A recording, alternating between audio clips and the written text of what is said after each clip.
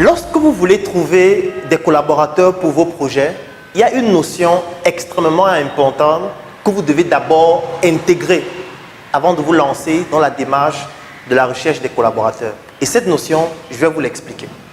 Donc, la solution 1 n'est pas optimale pour vous. Et c'est ainsi que je vous présente dans la deuxième solution, que je vais appeler la solution 2. Dans la solution 2, l'élément qui est mis en avant, ce sont les émotions.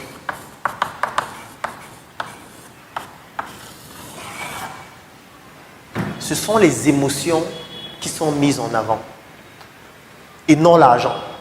Je m'explique.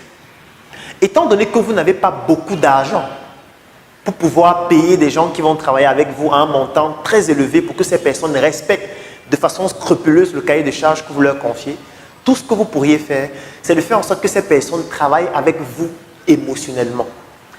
Et pour pouvoir le faire, la meilleure des stratégies, c'est de créer ce que je vais appeler un écosystème.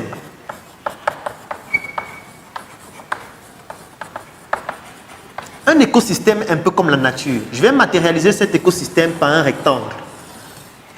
Vous allez créer un écosystème. Un écosystème dans lequel vous avez votre employé B, votre employé C, votre employé D. Votre employé B, il a son rêve que je vais appeler R1. Votre employé C a son rêve que je vais appeler R2. Et votre employé D a son rêve que je vais appeler R3. Et qu'est-ce qui se passe dans ce genre de cas? L'écosystème que vous avez créé doit permettre à votre employé A de réaliser son rêve R1, à votre employé B de réaliser son rêve R2, au lieu de C. B, C et D, oui. À votre employé C de réaliser son rêve R2 et à votre employé D de réaliser son rêve R3. Ça veut dire, dans l'écosystème, ils doivent se rendre compte qu'ils sont en train de réaliser leur rêve.